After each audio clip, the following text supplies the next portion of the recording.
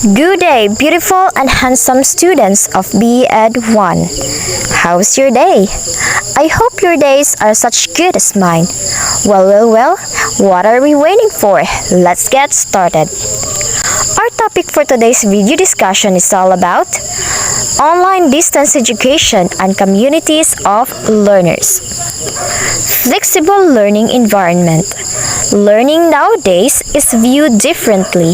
The present generation of learners has access to information at their fingertips. The teacher is no longer seen as basically the dispenser of knowledge, but rather as one who expertly directs the learners to take their own track in searching for answers to questions raised inside the classroom. Then they bring these back to the class, further discussion until perhaps resolutions are agreed. They even have the patience to stay in front of the computer for an unusual longer time in search for more articles and multimedia materials that simplify a challenging topic. That is why then can sometimes learn more than what is confined in the four corners of the classroom becomes. Every chance or corner becomes a learning space. It is clear that learning takes place anywhere, and this adds to the concept of flexibility in the learning environment. With technology, students can possibly continue to join class sessions even if they are not physically around. The learning space becomes virtual or mediated. The library is not only a physical structure where they can read published books, but has become also virtual. We have online distance learning.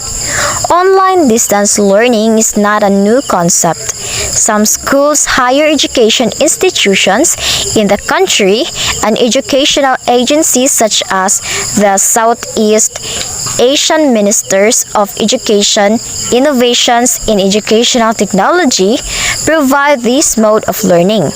It allows flexibility in learning to a certain extent. Well, we have again here the different platforms. We have here the different platforms. For you class, what are the platforms that we use these days of pandemic? Well, the flexible mode of learning uses a platform such as Moodle, Google Classroom, Edmodo, Schoology, etc. These are free programs designed for educational purposes. It has features that are patterned after the instructional activities of a teacher in physical classroom. When you say this or when you use this, you can actually hold a lesson, post questions for discussion, hold an online chat discussion, give assessment activities, and provide references or links to other online materials. Features relevant to instruction and facilitating of learning. First, we have here Moodle. Moodle was created by Martin Dogiames, founder and CEO of Moodle. Moodle stands for Modular Object-Oriented Dynamic Learning Environment, which is an open source software. It is a learning management system or LMS that supports teaching and learning. Secondly, we have Google Classroom and Edmodo. Google Classroom is a free service for teachers and students. It is an LMS platform that is accessible Google account. You can create classes and perform your rules and functions as a facilitator of learning. In 2008, Edmodo was created by Nick Berg, Jeff O'Hara, and Crystal Hutter or Uter, or what do you call or what do you read her surname. Martina compared Edmodo and Google Classroom in her blog. Although she discussed several commonalities, there are apparently differences, but with technology, things evolve in so short a time.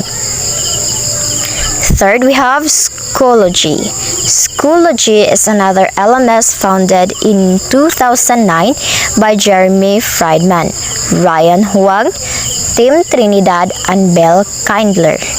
You can actually create your own online distance education learning system using any of these platforms. Other we have MOOC or MOOC. Another recently modality to learning is the massive open online course. It is a model for delivering learning content online to any person who wants to take a course. It allows one to pursue learning even outside of university or higher education formal structure. Next we have EJOCOS. It's a non-profit association with a mission is to advance higher education through the use of information technology. The link herein provide a succinct video explaining about MOOCs. Other we have Synchronous and asynchronous learning activities or learning, synchronous and asynchronous. In a flexible learning mode, the activities can be done in two ways. We have asynchronous and synchronous. An online chat at real time is a synchronous session. Course participants meet in a virtual classroom and discuss a topic in the lesson. The teacher, called as the online tutor, facilitates the discussion. Another important feature is the asynchronous session. This is when questions or tasks are posted and course participants answer the question or post their reply at any time most convenient to them. In the image map, there is a column of icon labeled as live chat and forum. If you click the live chat, it will lead you to enter the virtual classroom to attend the synchronous session, while the icon labeled forum is responsible for allowing class participants to join the asynchronous sessions. If you do not use any of the learning management system, asynchronous discussion can be in the form of a blog or even a video blog or vblog. A topic of great importance is discussed by the bloggers, who can be the teacher or any of the class members. The process creates a thread. This is like an actual face-to-face discussion or an online chat, but the response and comments posted may take a short while. We are now in the blended learning, where technology and teachers, students, and traditional way are blended. Another way of handling flexible learning is by combining modalities of instructional delivery. Blended learning is a combination of a learning activities wherein a part of the lesson is delivered online while the other part is handled in actual physical setting of a classroom. Kinds of blended learning. Model 1, face-to-face delivery. In the face-to-face model, the teacher delivers the curricula most of the time and utilizes online learning at certain times with the purpose to augment or provide an alternative experience. Instruction is provided in a computer laboratory or assigned tasks are uploaded online. Model 2, rotation.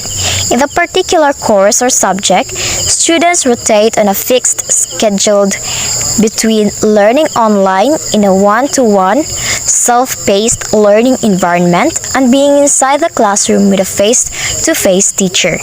This is the model that is in between the traditional face-to-face learning and online learning. Model 3, Flix model. This model uses an online platform that delivers most of the course.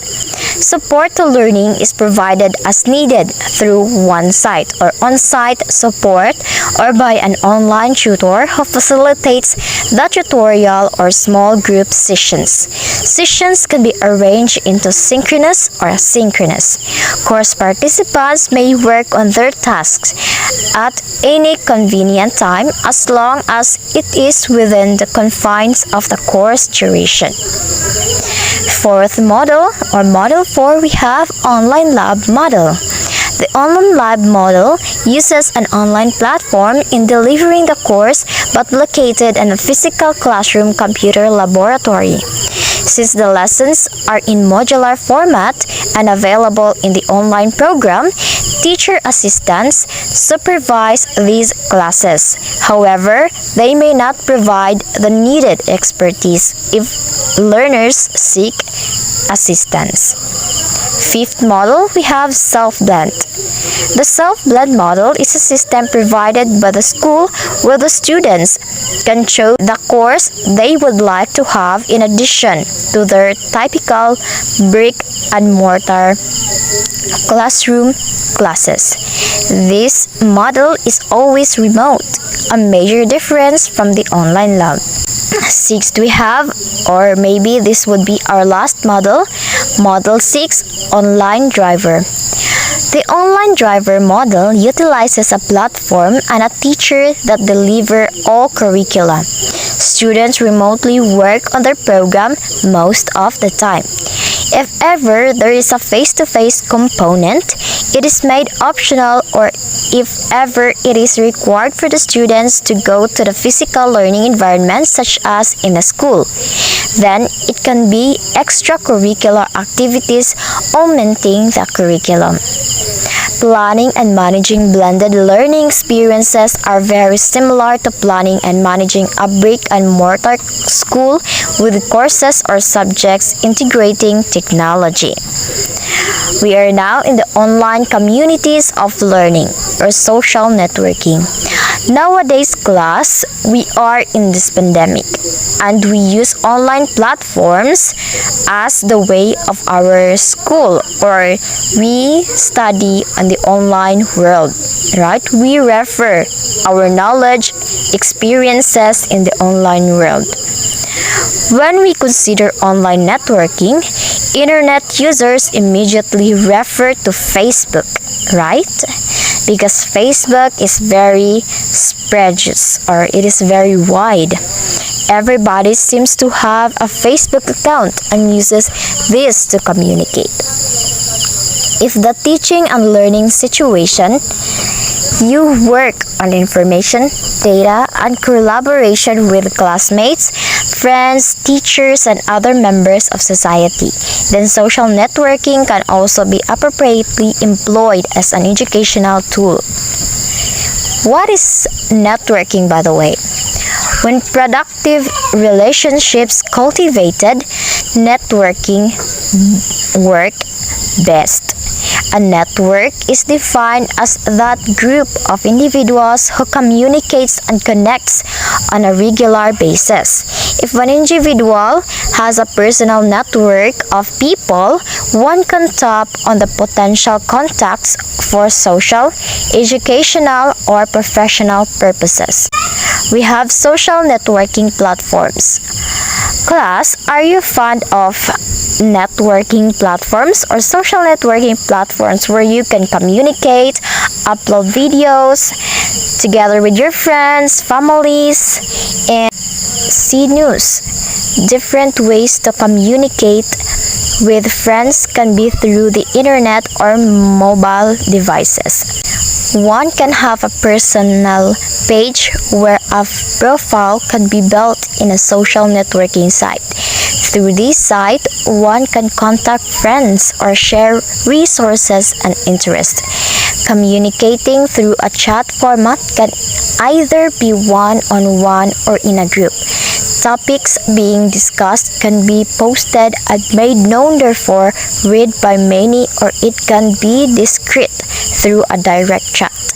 A feature allowing one to have a certain privacy on matters considered as such. Social networking. Social networking services have been evolving for more than a decade. Initially, these social networking services allowed users to construct their personal profile so that other contacts may know the relevant information about them. At present, these have now evolved to sharing of multimedia resources. Even having immediate and direct contact with friends in real time is easily accessible through these sites. Facebook. Apparently, it is the biggest social networking site, founded in 2004, based in Menlo Park, California.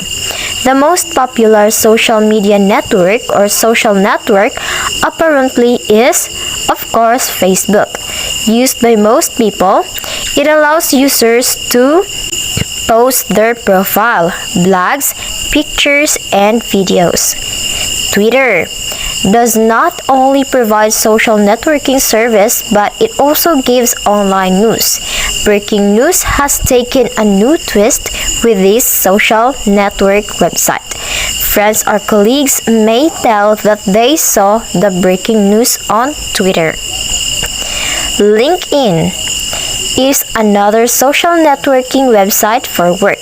When one is trying to find a job and may not have contacts, LinkedIn helps one search for career connections.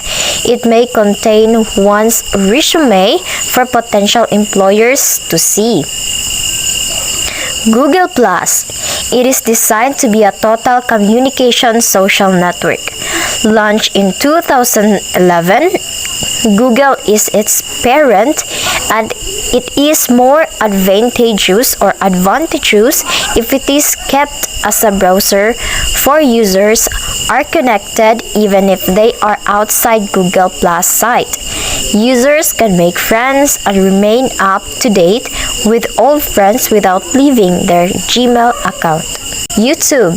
Alright, it is an American video sharing website where users can upload, view, and even share video clips or multimedia productions. It is a free social network site to join and use. Since it is owned by Google, YouTube provides or prefers a Google account to make it easier and streamlined. Pinterest. Well, Pinterest is another social media tool that, like YouTube, is only or often thought of as otherwise. Pinterest was designed as a catalog of ideas or project ideas by its founder, Ben Silberman. Instagram. It is a platform where users share visual stories. This system allows users to post photos with captions allowing followers to like or comment on one's post. Photos shared have a wide range of coverage: trips, food, business, products, and others. We have Tumblr. It is a networking site that combines social media and blogging. Its main goal is to simplify social media and blogging. Users can post whatever they like, such as photos, videos, quotes, music, and links. This is a social media that makes it very easy and straightforward to search just about anything. Next, we have MySpace. It's another popular social networking website where members can make friends, post blogs and photos, videos. It was acquired by Specific Media in 2011 and based in Beverly Hills, California. MySpace has its dose of crisis but came back stronger and rebranded to focus on music. Flickr, or pronounced as Flickr, is an image and video hosting website that was created by Ludicorp in 2004 and acquired by Yahoo. It offers massive online photo storage. And lastly, we have Bebo. It's a social networking website with a background or acronym blog, early blog often. It was invented to answer the question what name meant. It was founded by husband and wife team Michael and Sochi Birch in January 2005 at their home in San Francisco. Well, we are now in the benefits of using social networking sites. Alright, we also conclude benefits here. Using social networking websites opens an array of benefits for users. The world has become a global village through connectivity. The connection has transcended space and borders. Getting connected to family and friends is now just a few clicks away. It is an easy access to keeping in touch with friends or keeping tabs on family. It provides opportunities for making friends with others who share similar interests and passion. A major advantage of social networking websites is that they provide information. News and views of others around the world can be easily accessed instantly at one's fingertips. It easily allows one to transmit information or update contacts on what one thinks or how now feels.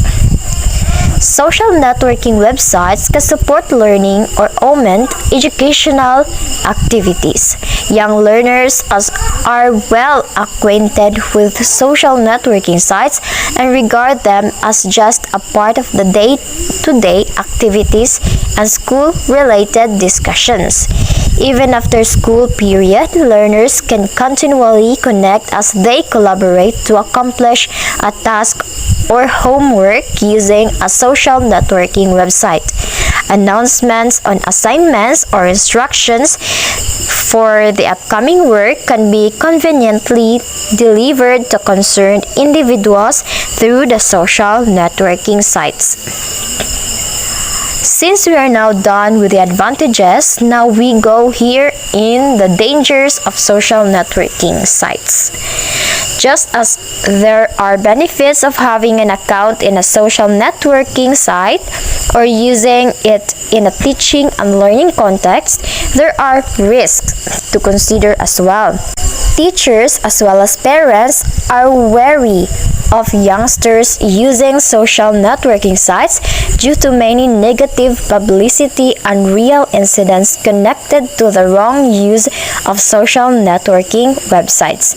One major risk is making friends with strangers who may actually be a predator or a cyber bully.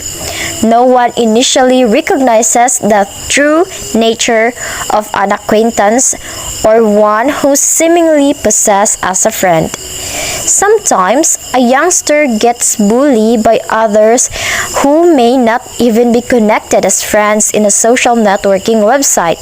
There are also trolls who actually instigate conflict, misunderstanding, or emotional response by eliciting anger or ill feelings from other users through social media.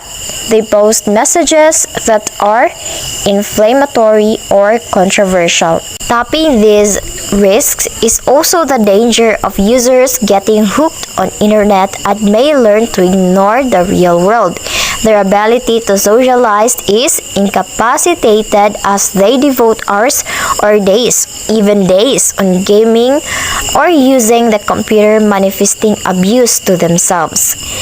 That is why teachers and parents or guardians are protective to the extent of disallowing youngsters to use the internet and social networking sites without realizing that such acts denies the opportunity to explore the educational potential it can serve. Now we are done with the advantage or the benefit and the dangers or the disadvantages of using social networking websites. And now, these are the ways on how we are safeguarding oneself when engaging in social networking sites. You need to understand and take precautionary measures to safeguard yourself in social networking websites.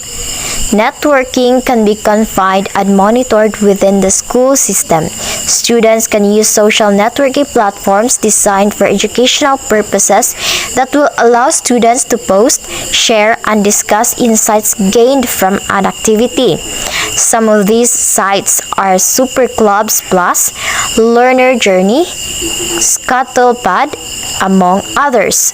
One drawback, however, is that sometimes youngsters are not enticed to use these social networking platforms because they are not as attractive as Facebook or Twitter. When young users prefer to use a social networking website that is outside of the school system, teach them to stay safe through some precautionary measures. First, we have a social networking account has passwords and login details. Secure passwords and keep them private. Secondly, log out every time you use public computers. Third, regularly check privacy settings of social networking websites so that only direct friends or those particularly known can see the posts. Fourth, we have online posts are saved and may become a permanent part of their online reputation. As you use the internet, you leave a digital footprint which can be tracked back to you. Fifth, we have do not accept invites from contacts unless you know them personally or you are sure of their identity.